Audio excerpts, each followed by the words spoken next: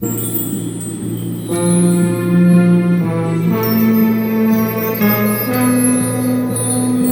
Joshua trees of the high desert near Palmdale, California, over the years have witnessed many important milestones in the history of aviation. As the sun rose on the morning of July 17, 1989, another of these historic events was about to unfold. The first flight of the B-2 advanced technology bomber. In the preceding days, technicians and engineers from Northrop, the B-2 subcontractor team members, and the U.S. Air Force spent long hours of intense preparation for this flight. For some, it was the culmination of more than 9 years of planning, effort, and hard work. Meanwhile, these employees' co-workers anxiously awaited the big event, and anticipation was high. I'm just really excited. I'm looking forward to it. Pilots are here, ready. Everybody's here. The tension's high. We're going to do it. Well, I think this one's exciting because this program has so much media attention and visibility that the first flight's getting a lot more attention than other programs, so I think there's going to be almost, complete nationwide, and a lot of places in the world are going to be watching this. Well, every first flight gives you a sense of anticipation, and it's probably indescribable, that moment of liftoff when you look at the culmination of many years of a lot of people's effort. There's nothing that tugs at your heartstrings any more than a first flight of any kind, but this is going to be the biggest one we've seen. The 7 days prior to first flight began with low-speed taxi tests on Monday, July 10th. The low-speed taxi tests were conducted to evaluate braking and ground handling characteristics of the aircraft, as well as to acquire data on aircraft systems in order to clear the aircraft for high-speed taxi. The aircraft was taxied at speeds of 30, 65, and 90 knots. The test points were successful, and the net result was the aircraft was cleared of its first milestone towards first flight and proceeded on to high-speed taxi. Yeah, it looks good for 1 o'clock today. We'll do the high-speed taxi test. On Thursday, July 13th, the news media and the public were again present, this time for the high-speed taxi runs. As the test schedule slipped from an early morning start into mid-afternoon, the desert heat seemed to transform the B-2 into a mirage, a stealthy image that fit the bomber's intended mission.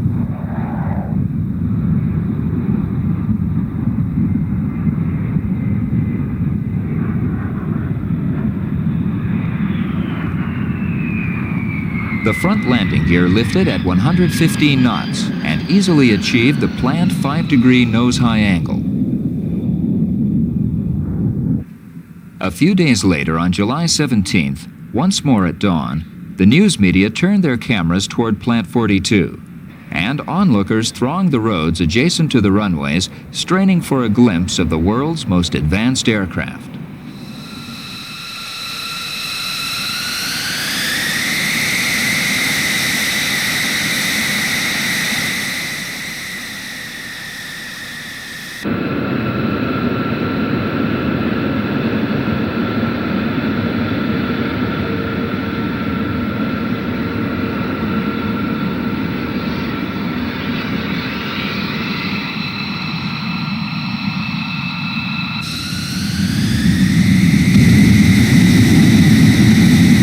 At 6:35 a.m., the brakes were released, and the advanced technology bomber brought America and the world into a revolutionary new age of aviation history.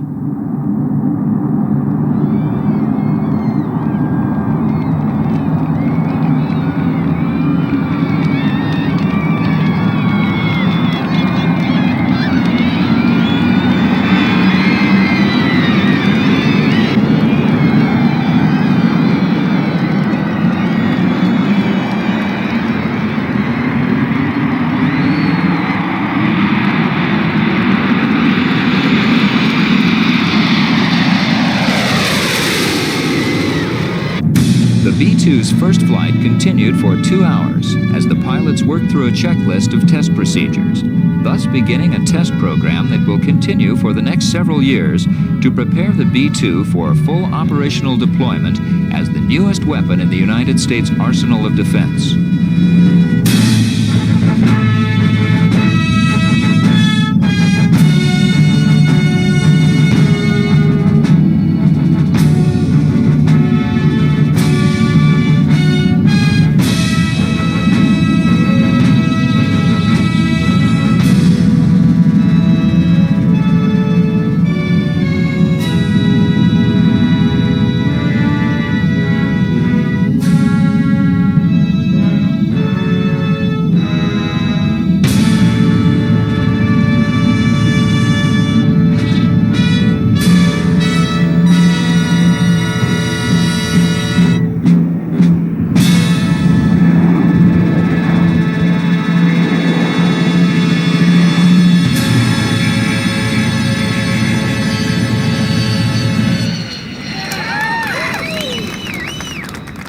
After taking off at 6:36 a.m., the B-2 made a perfect landing at Edwards Air Force Base at 8:29 a.m.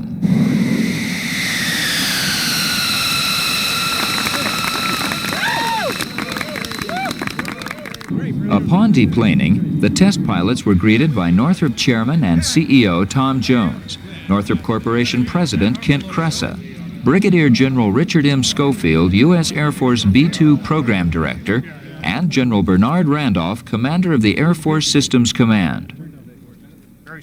After an aircrew debriefing, a news conference was held. And of course, this will significantly add to our deterrent posture, because we're talking about an airplane now that basically negates the air defenses that have been built up over the many, many years around the world.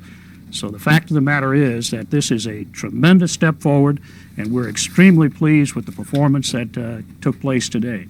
The altitude, max altitude, was a little above 10,000 feet. 10,000 was the altitude that we were going to.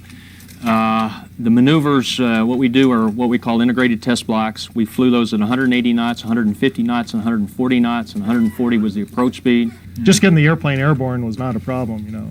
So that wasn't a high workload? Oh, no, not at all. In fact, it was, the flight controls are very nice, fairly light forces on it, handles nicely.